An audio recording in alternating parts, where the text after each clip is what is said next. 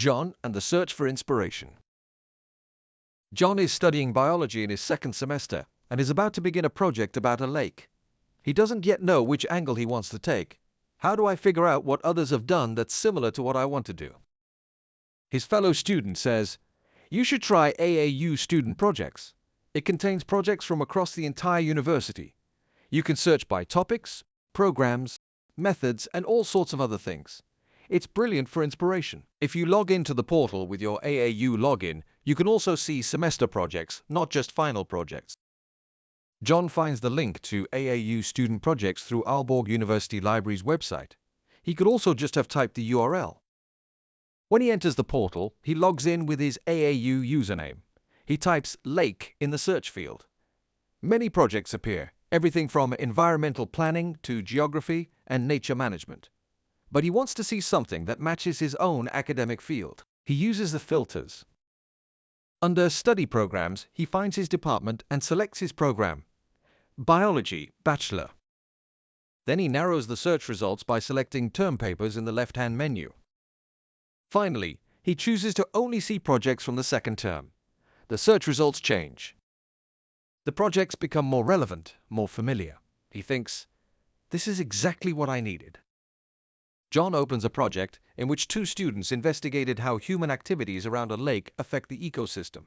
They work with a clear problem statement about human impact, observations and fieldwork at the lake, an analysis linking their findings to biological theory, a presentation that makes the results easy to understand. John thinks, "This shows how you can study a natural area by combining fieldwork and analysis in a simple way." As he scrolls further down the project, he notices the reference list. He thinks, "If this project is similar to what I want to do, then their sources must also be relevant for me." He finds articles on human impact on lakes, reports on nature management, and theoretical texts he doesn't know. He selects some of the most interesting titles and writes them down so he can look them up later.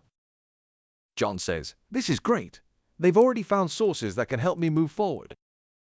After reading the project and its reference list, John feels much more confident. He can see how other students have approached their work, how they structured their problem statement, chose methods, worked with data, and built their analysis. It gives him a sense of which approaches work well and which methods might suit his own assignment. John notices that access on AAU student projects depends on whether he logs in. Some projects are freely available to everyone and can even be found via Google. This applies to master theses, master project, and professional bachelor projects, as long as they are not marked confidential. Other projects are only visible to Aalborg University users and therefore require login. This applies to bachelor projects and semester projects, again, only if they are not confidential. John thinks, "Okay, so I get much more out of it by logging in." When it comes to security, there is one important thing to know. The portal only shows the main project file. Appendices are hidden because they may contain personal data, confidential information, or copyrighted material. John thinks, "That makes sense. Then no sensitive material is exposed." John is surprised when he discovers how large the archive is. There are over 18,000 publicly accessible theses, and AAU users have access to more than 60,000 semester projects. John thinks, "There's really a lot to gain here." He concludes, the student project portal is actually one of the best places to start. John begins his own project using all the inspiration he found on the student project portal. And so can you!